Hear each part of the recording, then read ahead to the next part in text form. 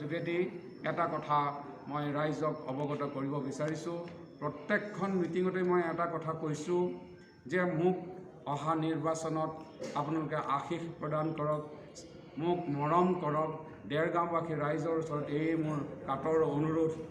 সেই তাৰ বিনিময়ত মই সমগ্ৰ মোৰ ৰাজনৈতিক যিটো যাত্ৰা হ'ব, এই যাত্ৰাটোত মই সদায় হৃদয় উজাৰি আপোনাৰ সবক মই সেৱা আগবঢ়াই যাম। তাৰ দ্বিতীয়টো প্ৰতিশ্ৰুতি প্ৰতীকখন মই মিটিঙত দিছোঁ, মই জনসভাত কৈছোঁ। সেইটো হৈছে আপোনালোকৰ জনাব বিচাৰিছোঁ, মই দেৰগাঁও সমষ্টিৰ প্ৰতিজন ভোটাৰ, প্ৰতিজন বাসিন্দাৰ যিটো আত্মস্বাভিমান, যিটো আত্ম উপলব্ধি, যিটো আত্মসন্মান, মই কেতিয়াও অশ্ৰদ্ধা নকৰোঁ। আৰু তেওঁলোকৰ আশীষ শিৰত লৈ অনাগত মই ৰাজনৈতিক জীৱনত তেওঁলোকৰ প্ৰতিটো সঁহাৰি মই সন্মান সহকাৰে উচিত ৰূপত মই নিজৰ হৃদয়ত প্ৰতিষ্ঠা কৰি তেওঁলোকৰ কাৰণে কাম কৰি যাম বুলি মই প্ৰতিশ্ৰুতি প্ৰদান কৰি আহিছোঁ। আৰু এইখিনিকে কৈছোঁ। আৰু বিশেষভাৱে আমি বহু ধৰি মহিলাসকলক আত্মনিয়ন্ত্ৰণৰ ক্ষেত্ৰত আমাৰ প্ৰয়াত তৰুণ গগৈ, মুখ্যমন্ত্ৰী তৰুণ গগৈ ছাৰৰ যিটো সুদূৰ প্ৰসাৰী যিটো তেওঁৰ প্ৰচেষ্টা, আত্মসহায়ক গোট গঠনৰ দ্বাৰা আত্মনিয়ন্ত্ৰণৰ যিটো সুবিধা দিছিল, সেইটো আৰু কিমান বহল ৰূপত ৰাইজৰ মাজলৈ নিব পাৰোঁ তাৰ পৰিকল্পনা আমাৰ মাজত আছে। আমাৰ মাজত আৰু এটা ডাঙৰ পৰিকল্পনা আছে, শিক্ষিত যুৱক যুৱতীসকলক আমি কেনেকৈ প্ৰণালীবদ্ধভাৱে এটা কম্পিটিটিভ মাইণ্ড সৃষ্টি কৰি এটা কম্পিটিটিভ পৰিৱেশৰ মাজেদি তেওঁলোকক আত্মসংস্থাপনৰ দিশত সংস্থাপিত কৰিবৰ কাৰণে পৰিৱেশ ৰচনা কৰিব পৰা যায়, সেই সকলো বিষয়ৰ ওপৰত আমি পৰিকল্পনা যুগুত কৰিছোঁ। তাৰোপৰি আমি এটা পৰিকল্পনা যুগুত কৰিছোঁ, সেইটো মই ক'বলৈ আজি মই উৎসাহেৰে আপোনালোকক জনাব বিচাৰিছোঁ।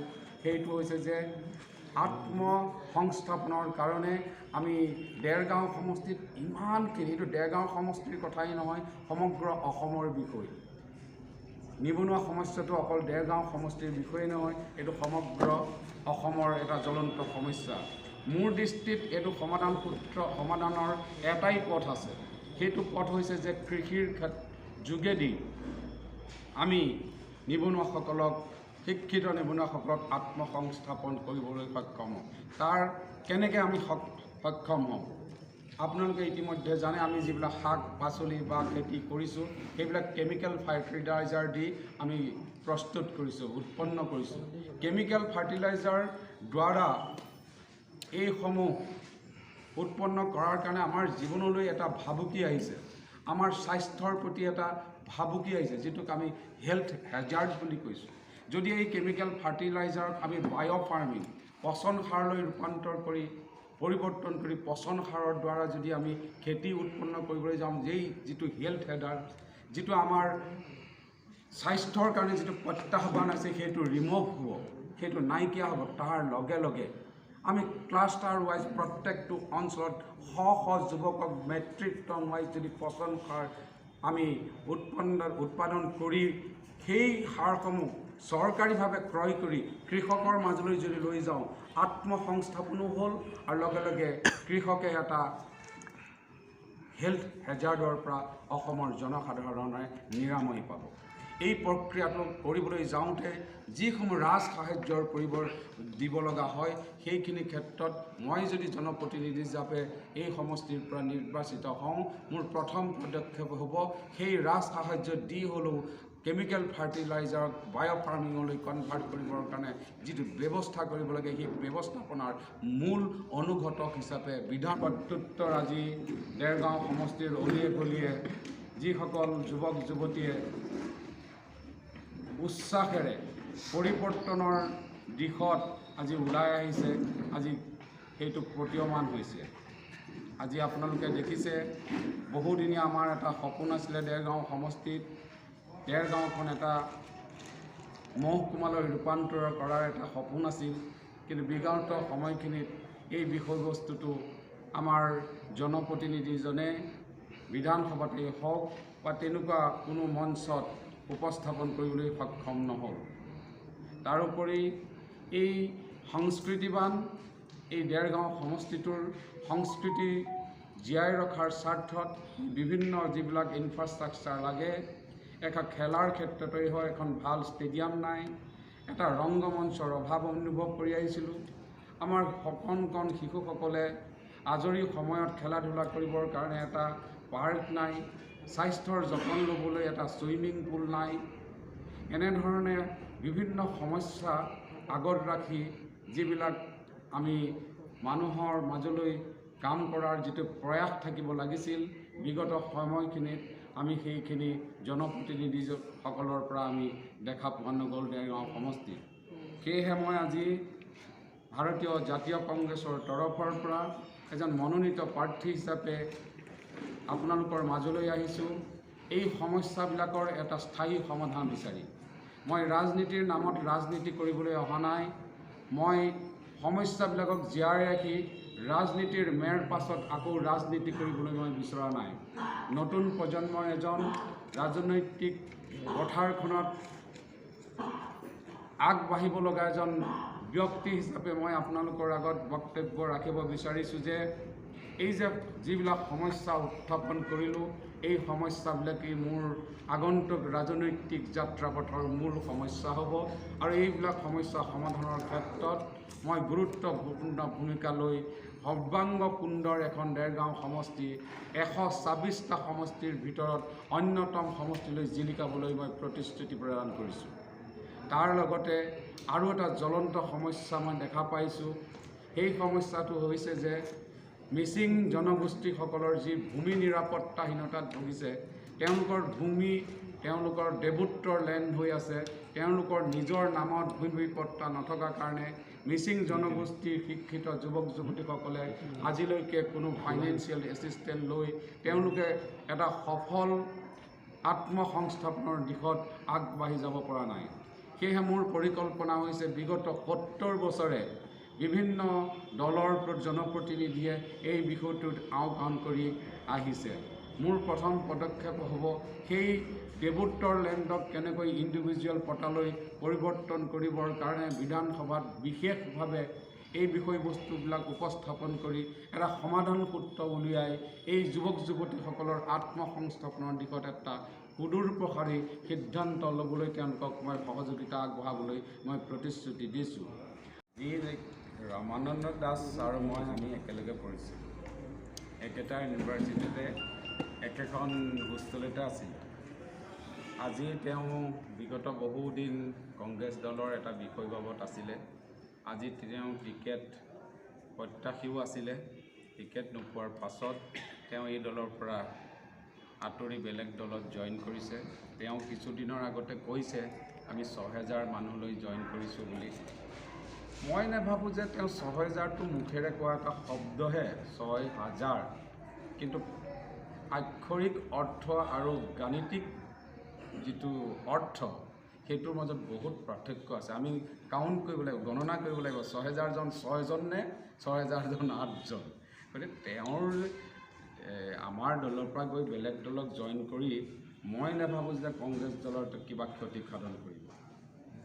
কিন্তু তেওঁৰ যিটো ব্যক্তিত্ব, তেওঁ নিজৰ মুখেৰে মিডিয়াৰ সন্মুখত কৈছে যে যোৱা সময়খিনিত তেওঁ বেলেগ দলৰ মানুহক সহায় কৰিছে বুলি, এজিপি দলক সহায় কৰিছে।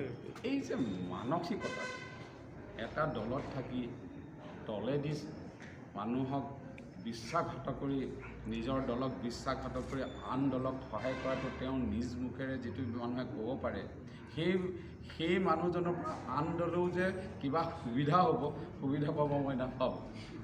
তেখেতে কৈছে যে গৌৰৱ গগৈয়ে ল'ৰা ৰজা ভূমিকা গ্ৰহণ কৰিছে আৰু দেৰগাঁও প্ৰাৰ্থী বাণী হাজৰিকাই ধনৰ বিনিময়ত টিকেট পাইছে বুলি কালি এটা অভিযোগ আনিছে। আটাইতকৈ ডাঙৰ প্ৰত্যাহ্বানটো তেওঁ সেইটো বুজি পোৱা নাই। আজি 70 বছৰৰ পিছত কংগ্ৰেছ দলৰ আমূল পৰিৱৰ্তন হৈছে। আজি যে যিখিনি মানুহক আজি মই কিছু সময় আগতে আপোনালোকক কৈছোঁ যে